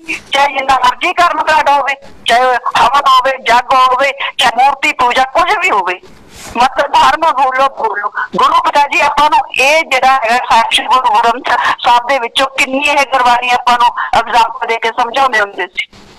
ਤੇ ਫਿਰ ਅੱਜ ਅਸੀਂ ਕਿਉਂ ਪਖੰਡਵਾਦ ਵੱਧ ਰਹੇ? ਉਹ 2 ਕੋਟੀ ਦੀ ਜਨਾਨੀ ਜਿਹਨੇ 2 ਕੋਟੀ ਕਰ ਲਿਆ ਤੇ ਬੰਦਾ ਬਿਠਾ ਲਿਆ, ਉਹਦੇ ਮਗਰ ਲੱਗ ਕੇ ਤੁਸੀਂ ਆਪਦੇ ਸਾਰੇ ਗੁਰੂ ਦੇ ਅਸੂਲ ਹੀ ਛੱਡ ਰਹੇ। ਤੁਸੀਂ ਘਰੇ ਜੋਤਾਂ ਜਗਾਉਣ ਲੱਗੇ, ਔਰ ਕੱਲ ਨੂੰ ਬਹੁਤ ਜਲਦੀ ਦੇਖੋ ਤੁਹਾਡੇ ਮੱਥੇ ਦੇ ਵਿੱਚ ਤਿਲਕ ਵੀ ਲੱਗੂਗਾ, ਤਾਂ ਤਿਲਕ ਵੀ ਲਾ ਲਿਓ। ਉਸ ਤੋਂ ਬਾਅਦ ਜਨੇਊ ਵੀ ਪਾਊਗਾ, ਉਹ ਵੀ ਪਾ ਲਿਓ। ਫਿਰ ਉਸ ਤੋਂ ਬਾਅਦ ਹਵਨ ਘਰਾਂ ਚ ਵੀ ਹੋਣਗੇ, ਡੇਰੇ ਚ ਵੀ ਹੋਣਗੇ, ਉਹ ਵੀ ਕਰਿਓ। ਗੁਰੂ ਪਿਆਰੀ ਸਾਧ ਸੰਗਤ ਜੀ, ਥੋੜਾ ਬਹੁਤਾ ਅਜੇ ਵੀ ਅਕਲ ਨੂੰ ਹੱਥ ਮਾਰੋ। ਇਹ ਜਿਹੜੀਆਂ ਸਰਕਾਰਾਂ ਤੇ ਇਹ ਗਦਾਰ ਜਿਹੜੇ ਡੇਰੇ ਦੇ ਅੰਦਰ ਬੈਠੇ ਆ, ਇਹਨਾਂ ਨੇ ਤਾਂ ਸੋਚਿਆ ਹੋਇਆ ਗੁਰੂ ਪਿਤਾ ਜੀ ਨੇ ਜੋ ਆਪਾਂ ਨੂੰ ਐਨਰਜੀ ਵਰਲਡ ਫੈਡਰੇਸ਼ਨ ਦੇ ਵਿੱਚ ਦਿਖਾਤਾ। ਸਾਡਾ ਵਿਸ਼ਵਾਸ ਨਾ ਕਰੋ ਫੇਥ ਵਰਸਸ ਵਰਡਿਕਟ ਦੀ ਟੀਮ ਦਾ, ਸਾਡਾ ਵਿਸ਼ਵਾਸ ਨਾ ਕਰੋ, ਪਰ ਘੱਟੋ ਘੱਟ ਆਪਦੇ ਸਤਿਗੁਰ ਦਾ ਵਿਸ਼ਵਾਸ ਕਰੋ। ਜਿਹੜਾ ਫਿਲਮਾਂ 200% ਸੱਚ ਹੈ ਤੇ MSG 1 ਫਿਲਮ ਸਾਡੀ ਜ਼ਿੰਦਗੀ ਦੀ ਸੱਚੀ ਕਹਾਣੀ ਹੈ, ਉਸ ਸੱਚੀ ਕਹਾਣੀ ਤੇ ਤਾਂ ਫਿਰ ਵਿਸ਼ਵਾਸ ਕਰ ਲਓ। ਹੋ ਜਾਓ। ਜਦੋਂ ਤੁਸੀਂ ਆਪਦੇ ਗੁਰੂ ਨੂੰ ਕਹਿ ਦੋ ਵੀ ਭਾਈ ਸਤਿਗੁਰ ਤਾਂ ਝੂਠ ਬੋਲਦੇ ਸੀ, ਜੇਕਰ ਨਹੀਂ ਵੀ ਤੁਹਾਨੂੰ ਲੱਗਦਾ ਵੀ ਗੁਰੂ ਝੂਠ ਨਹੀਂ ਬੋਲ ਸਕਦਾ, ਗੁਰੂ ਨੇ ਜੋ ਕੀਤੇ ਉਹ ਸੱਚ ਹੈ, ਤੇ ਫਿਰ ਉਸ ਫਿਲਮ ਨੂੰ ਵੀ ਸੱਚ ਮੰਨੋ। ਲੋਕ ਕਹਿੰਦੇ ਵੀ ਆਮ ਹੀ ਲੋਕ ਸਵਾਲ ਕਰ ਦਿੰਦੇ ਵੀ ਤੁਹਾਡੇ ਡੇਰੇ ਦੇ ਵਿੱਚ ਇੰਨੀ ਗੰਦਗੀ ਸੀ ਤੇ ਤੁਹਾਡੇ ਬਾਬੇ ਨੇ ਫਿਰ ਤੁਹਾਨੂੰ ਦੱਸਿਆ ਕਿਉਂ ਨਾ ਸੀ, ਕਿਉਂ ਤਾਂ ਫਿਲਮਾਂ ਦੇ ਵਿੱਚ ਪੂਰਾ ਦਿਖਾ ਕੇ ਗਏ। ਸਮਝਣ ਵਾਲਾ ਤਾਂ ਹੋਵੇ ਕੋਈ। ਗੁਰੂ ਪਿਆਰੀ ਸਾਧ ਸੰਗਤ ਜੀ, ਜਿਵੇਂ ਉਹ ਕਹਿੰਦੇ ਨਾ ਸਾਰੀ ਜੂਠ ਵਰਾਂਗਨਾ ਤੇ ਸਾਰੇ ਆ ਜਿਹੜੇ 45 ਪੁੱਤੋੜੀ ਸਟੇਟ ਵਾਲੇ ਭੈਣਾਂ ਭਾਈ ਸਾਰੇ ਅੱਜ ਉੱਥੇ ਆਏ ਗਏ ਸੀ। ਜਿਵੇਂ ਕਹਿੰਦੇ ਹੁੰਦੇ ਗਧੇ ਦੇ ਸਭ ਗਾਇਬ ਸੀ ਉੱਥੇ। ਇਸੇ ਕਰਕੇ ਕੱਲ ਨੂੰ ਕਿਸੇ ਤੇ ਕੋਈ ਮੁਸੀਬਤ ਪੈ ਗਈ, ਕਿਸੇ ਨੇ ਨਹੀਂ ਤੁਹਾਡੀ ਸੁਣਵਾਈ ਕਰਨੀ ਤੇ ਨਾ ਪਹਿਲਾਂ ਇਹਨਾਂ ਨੇ ਸੁਣਵਾਈ ਕੀਤੀ ਹੈ। ਕੱਲ ਸ਼ਾਮ ਨੂੰ ਮੈਂ ਸੁਣੀ ਗਈ 7:30 ਤੱਕ ਖਰਚਾ, ਸੁਬਾਹ ਤੋਂ ਲੈ ਕੇ 7:30 ਤੱਕ ਖਰਚਾ ਇਹ ਬੋਲ ਰਿਹਾ ਸੀ ਵੀ ਸਾਡਾ ਹਜੇ ਪਰਿਵਾਰ ਨਾਲ ਕੋਈ ਬਹੁਤਾ ਰਾਬਤਾ ਨਹੀਂ ਹੋਇਆ, ਪਰਿਵਾਰ ਨਾਲ ਸਾਡੀ ਗੱਲਬਾਤ ਨਹੀਂ ਹੋਈ, ਪਰਿਵਾਰ ਬੇਹੋਸ਼ ਚੱਲ ਰਿਹਾ, ਪਰਿਵਾਰ ਠੀਕੇ ਚੱਲ ਰਿਹਾ, ਜਦੋਂ ਕਿ ਦੂਜੇ ਚੈਨਲਾਂ ਦੇ ਪਰਿਵਾਰ ਦੀ ਇੰਟਰਵਿਊ ਚੱਲ ਰਹੀ ਸੀ। ਕਿੱਤਾ ਝੂਠ, ਕਿੱਡਾ ਸ਼ਰੇਆਮ ਝੂਠ ਬੋਲ ਰਿਹਾ ਸੀ। ਬਾਅਦ ਦੇ ਵਿੱਚ ਖੜਾ ਤਾਂ ਕਹਿੰਦਾ ਪਰਿਵਾਰ ਵਾਲਿਆਂ ਨੇ ਸਾਨੂੰ ਕਹਿਤਾ ਅਸੀਂ ਇਨਸਾਫ ਦੀ ਮੰਗ ਕਰਦੇ ਆ, ਭਾਵੇਂ ਕਹਿੰਦਾ ਸਾਨੂੰ ਕਿ ਜਿਹੜੀ ਉਹਦੀ ਲਾਸ਼ ਹੈ ਸਾਡੇ ਬੇਟੇ ਦੀ, ਤੇ ਕਹਿੰਦਾ ਚੁਰਾਹੇ ਚ ਕਿਉਂ ਨਾ ਰੱਖਣੀ ਪਵੇ, ਲਾਸ਼ ਦੇ ਵਿੱਚ ਆ ਬੋਲਦਾ, ਆਪਦੀ ਗੱਲ ਨੂੰ ਪਹਿਲਾਂ ਕੀਤੀ ਗੱਲ ਨੂੰ ਕੱਟ ਗਿਆ। ਬਹੁਤ ਪਿਆਰੀ ਸੰਗਤ ਜੀ, ਇਹਨਾਂ ਦਾ ਨਾ ਕੋਈ ਦੀਨ ਹੈ, ਨਾ ਕੋਈ ਇਮਾਨ ਹੈ, ਨਾ ਧਰਮ ਹੈ। ਇਹਨਾਂ ਦਾ ਦੀਨ, ਇਮਾਨ, ਧਰਮ ਇੱਕੋ ਹੀ ਹੈ, ਪੈਸਾ। ਸਾਰੇ 45 ਮੈਂਬਰਾਂ ਦਾ ਆ ਜੂਠ ਵਰਾਂਗਨਾਵਾਂ ਦਾ, ਰਾਜਨੀਤਿਕ ਵਿੰਗ ਵਾਲਿਆਂ ਦਾ, ਸਭ ਦਾ ਆਹ ਜਿਹੜੀ ਇਹਨਾਂ ਦੀ ਰੂਦੀ ਆ ਜਿਹੜਾ ਹੁਣ ਯੂਪੀ ਦੇ ਵਿੱਚ ਆ ਕੇ ਬਹਿ ਗਿਆ, ਸਾਰਾ ਦਾ ਇੱਕ ਹੀ ਦੀਨ ਧਰਮ ਹੈ, ਸਰਫ ਹੈ ਪੈਸਾ, ਮਾਇਆ। ਜਿਵੇਂ ਮਾਇਆ ਇਹਨਾਂ ਨੂੰ ਨਚਾਉਂਦੀ ਹੈ ਉਵੇਂ ਇਹ ਨੱਚੀ ਜਾਂਦੇ ਆ, ਹੋਰ ਕੁਛ ਨਹੀਂ। ਕੋਈ ਇਹਨਾਂ ਨੂੰ ਗੁਰੂ ਤੱਕ ਮਤਲਬ ਨਹੀਂ, ਕੋਈ ਗੁਰੂ ਦੇ ਸਿਧਾਂਤਾਂ ਤੱਕ ਮਤਲਬ ਨਹੀਂ, ਕੋਈ ਇਹਨਾਂ ਨੂੰ ਗੁਰੂ ਦੀ ਸਾਧ ਸੰਗਤ ਤੱਕ ਮਤਲਬ ਨਹੀਂ ਹੈ। ਇਹਨੂੰ ਮਤਲਬ ਪੈਸੇ ਤੱਕ ਬਸ। ਜਿਹੜੇ ਮਹਾਮੂਰਖ ਹੈ, ਜਿਹੜਾ ਨੀਚੇ ਵਾਲੇ ਬਲਾਕਾਂ ਦੀਆਂ ਕਮੇਟੀਆਂ, ਕੋਈ 15 ਮੈਂਬਰ ਹੈ, ਕੋਈ 25 ਬਲਾਕ ਭੰਗੀਦਾਸ ਹੈ। IT ਵਿੰਗ ਸਭ ਤੋਂ ਵੱਧ ਮੂਰਖਤਾ ਜਿਹੜੀ ਹੁਣ ਕਰ ਰਿਹਾ ਉਹ IT ਵਿੰਗ ਕਰ ਰਿਹਾ। ਇੱਕ ਪਾਸੇ ਤੁਸੀਂ ਕਹਿੰਦੇ ਆ ਵੀ ਸੱਚੇ ਸੌਦੇ ਸੱਚੇ ਪਹਿਰਾ ਦੇਵਾਂਗੇ ਠੋਕ ਤੇ, ਸੱਚੇ ਸੌਦੇ ਦਾ ਮਤਲਬ ਕੀ ਹੈ? ਸਿਰਫ ਸੱਚ ਦਾ ਸੌਦਾ ਹੋਵੇ। ਤੇ ਇੱਥੇ ਤੁਸੀਂ ਦੂਜੇ ਪਾਸੇ ਤੁਸੀਂ 5 ਵਜੇ ਸੁਬਹ ਹੀ ਨਿਕਲ ਜਾਂਦੇ ਆ ਲੈ ਕੇ ਫਾਰਮ ਦੇ ਵਿੱਚ ਥੱਲੇ ਤੁਸੀਂ ਸਾਈਨ ਕਰਾਉਣੇ ਲੋਕਾਂ ਨੂੰ, ਉਹਦੇ ਵਿੱਚ ਲਿਖਿਆ ਅੰਗਰੇਜ਼ੀ ਦੇ ਵਿੱਚ ਤੁਸੀਂ ਫਾਰਮ ਛਪਵਾ ਕੇ ਪ੍ਰਿੰਟ ਕਰਵਾ ਰੱਖਿਆ, ਅਨਪੜ੍ਹ ਲੋਕਾਂ ਕੋਲ ਤੁਸੀਂ ਲੈ ਜਾਂਦੇ, ਉਹਨੂੰ ਤੁਸੀਂ ਕਹਿੰਦੇ ਨੇ ਥੱਲੇ ਸਾਈਨ ਕਰ ਦਿਓ, ਉੱਪਰ ਅਸੀਂ ਆਪੇ ਭਰ ਲਾਂਗੇ। ਤੁਸੀਂ ਮਨ ਮਰਜ਼ੀ ਨਾਲ ਉੱਥੇ ਪੈਸਾ ਭਰ ਰਹੇ ਆ, ਵਿੱਚ ਲਿਖਿਆ ਹੋਇਆ ਉਹਦੇ ਵੀ ਅਸੀਂ ਕੰਟੀਨਾਂ ਤੇ ਜੋ ਵੀ ਕੁਝ ਖਾਣ ਪੀਣ ਦਾ समान वो असं संगत को फ्री दे दें। 5 बजे उठ के तुम सवेरे लोगों के घर च जाके झूठ बोलन लग जाने ते तुसीं कह रहे हो उत्थे भी असीं सच्चे सौदे की सोच ते पहरा देवांगे ठोक के आप पहरा दे रहे हो सच्चे सौदे की आ सोच है भी तुसीं भोली भाई साहब संगत नूं गुमराह करके ओहदे ते तुसीं आप रकम आप भर रहे हैं। बंदे की चाहे महीने की 1000 की कमाई है उत्ते तुसीं लख भरी जाने। केड़ी सच्चे सौदे की दसो की सोच है? कोई जवाब तो दे दो। आ हुण जिहड़ी इन्हां दी संदीप सी ते जिहड़ा हुण इन्हां दा जतिंदर खराना सी ओह मीडिया ते बैठा क्यों? मीडिया ते बैठो दे विच दसो तुहाडे प्रेमी नाल धक्का होया, डेरा प्रेमी नाल इक मर्डर हो गया, 15-16 गोलियां चल गईयां, तुसीं बैठो डिबेट दे विच भजदे क्यों है? भजदे क्यों आ? गुरु पिताई दे वचन है पल्ले होवे सच ते कोठे चढ़ के नच। जतिंदर खराना बैठा क्यों नहीं मीडिया दे विच? अगले कहते कॉन्टेक्ट कर रहे हैं तो डेरे दे भी कोई प्रवक्ता आवे, कहते कोई आ ही नहीं रहा।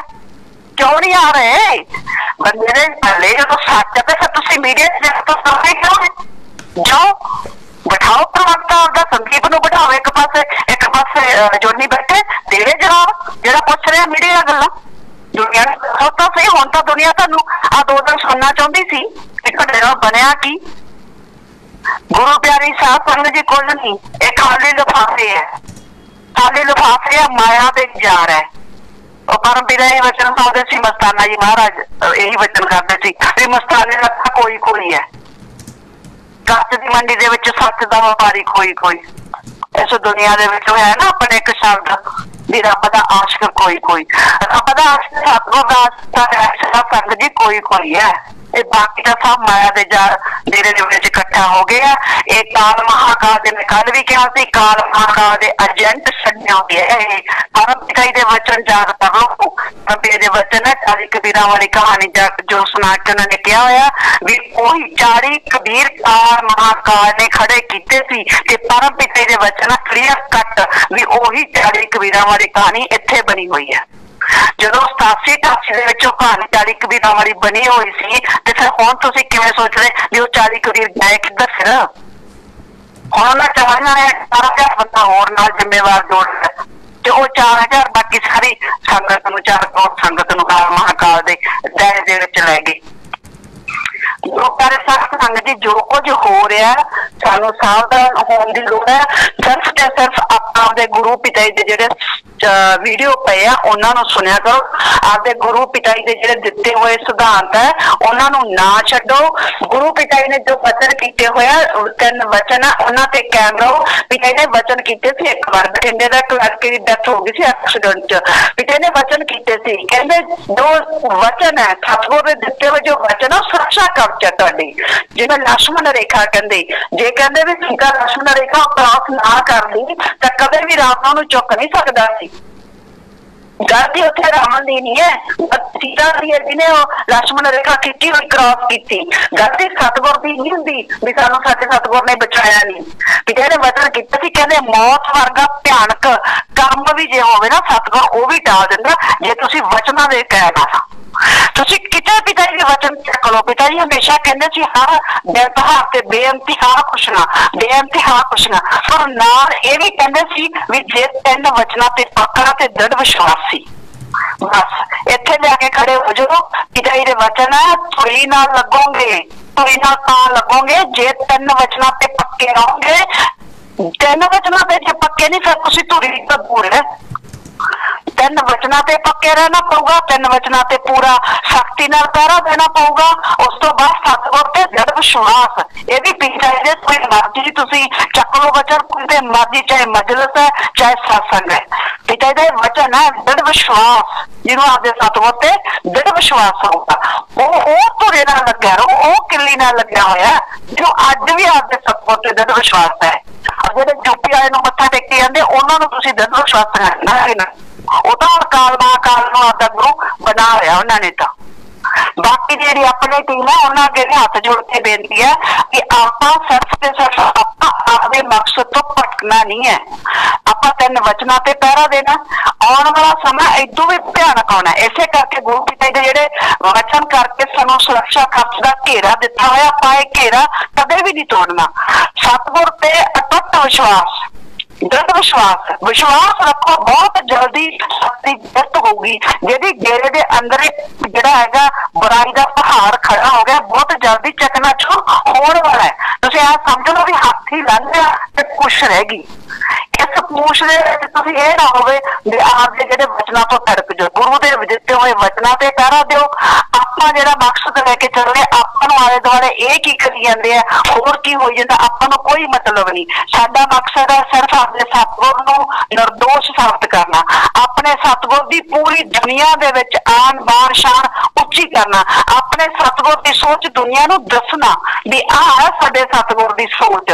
साडा सतगुर किवें जेहड़ी पूरे जिहड़ा देश नूं सीगा नंबर 1 दुनिया दा देश बनाउणा चाहुंदा सी, किवें साडा सतगुर भारत देश नूं विश्व गुरु बनाउणा चाहुंदा सी, किवें साडे गुरु ने 47 नियमां दे विच लिखिया होया है भी देश दी आन बान ते शान दे लई असीं जीवांगे ते मरांगे। ये असीं जो साडे गुरु दी सोच, आपां आपदे गुरु दी सोच नूं अगे लेके चलना। जिहड़ा कुछ ये करी जांदे इहदे तो साध संगत नूं सावधान भी करना। कोई मन्ने या ना मन्ने, अपनी जिहड़ी टीम है जरूर आपदा फर्ज पूरा करया करो। जिन्नी कि साध संगत नूं तुसीं मोटिवेट कर सकदे आ, जिन्नी कि साध संगत नूं तुसीं जाके दस सकदे आ, फोन ते दस सकदे आ, आंढ गुआंढ नूं दस सकदे। ये बहुत वड्डी सेवा होगी, बहुत वड्डी सेवा होगी जे आपां आपदी संगत नूं बचा लैंदे आ। नहीं तो आने वाले समय दे विच पता नहीं इन्हां दीयां की प्लानिंग चलियां होईयां, की इन्हां ने प्लानिंग सोचियां होईयां, जिहड़ा 2017 दे विच गुरु प्यारी साध संगत जी पूरा नहीं कर सके, तां इन्हां दी जिहड़ी अंदरों रिपोर्टां आ रहीआं वो यही है भी वो हुण पूरा करनगे। संगत दा नुकसान हुण भी दोबारा करनगे। जिहड़ा ये कह देना शरेआम कि हमेशा कोल एक किया भी जो पिता ते कोई हमला कर दूगा तो असीं हमेशा को अगे कर देंगे, तो इदों वड्डा बेवकूफ होर कौन हो सकता है? किवें बुद्धू बनाया जा रहा है संगत नूं। इहदा मतलब ये तो मान रहे है ना भी हमेशा का पिता जी तैयार किया होया है ना। इसे करके चो निकलो, अपने सतगुर बारे सोचो, आपदे गुरु दा भजन सिमरन जिन्ना कर सकते हैं। गुरु पिता जी दे वचन है, जे तुसीं एकाग्र चित होके सिर्फ सतगुर वाल ध्यान ला के 15 मिनट भी सिमरन कर लिया, सुबह शाम 15 मिनट सुबह ते 15 मिनट शाम, वो भी कई घंटिया के सिमरन तो वध फल देता है। ये गुरु पिता जी दे वचन है। तो जिन्ना हो सके असीं अपनी साध संगत नूं जिन्ना बचा सकते हैं आने वाले समय तो। बहुत भयानक समा आ रहा है। इन्हां दीयां जिहड़ियां प्लैनिंग्स है, इन्हां दीयां सोचां, गुरु पिता जी दा 17 अगस्त 2017 दी एक गल याद रखो। पिता जी बार बार इन्हां नूं एक गल कहंदे सी भी जो तुसीं सोच रहे आ वो परम पिता जी नहीं होण देणगे। इस गल दा यकीन रखो, परम पिता जी नहीं होण देणगे, हजूर पिता जी नहीं होण देणगे। पर इन्हां दी सोच बहुत ज्यादा गंदी है, बहुत ज्यादा भैड़ी सोच है, बहुत घटिया सोच है। जिहड़ी अपडेरा मुखी अपने आप नूं बैठ गई, जिहड़ा इन्होंने नकली लिया के बिठाया गुरु प्यारे साध संगत जी, कोई पता नहीं इन्हां दी कितनी घटिया सोच है। इस करके आप सिर्फ और सिर्फ अपने सतगुर की आन बान ते शान नूं उच्ची करन दा सोचना। धन धन सतगुरु तेरा ही आसरा। जी धन धन सतगुरु तेरा ही आसरा। तो क्या है कि एक मैसेज कल आया था हमारे पास भी, एक स्टूडेंट की कोई मीटिंग पार्टी रखी थी यूपी वाले महाराज जी ने। अब उस पार्टी के लिए एक फॉर्म भरवाया गया, तो आपको कोई कल को कहे जी फॉर्म भरवाया गया मिल लेते, तो हमारी तरफ से भी कई लोगों की तरफ से उसका फॉर्म भरा गया है और उसमें बोला गया था भी आपको कांटेक्ट किया जाएगा। हमने तो पूरी डिटेल स्कूल की जो भी हम वहाँ पढ़े हैं पुराने स्टूडेंट्स उनको बुलाया था, पार्टी थी आज। तो हमने कहा भी देखते हैं सामना कर पाएगा कि नहीं कर पाएगा, लेकिन हमने तो फॉर्म कई लोगों ने भर के दिया, लेकिन OTP तो आया उनकी वेबसाइट का, लेकिन उसके बाद उन्होंने संपर्क नहीं किया।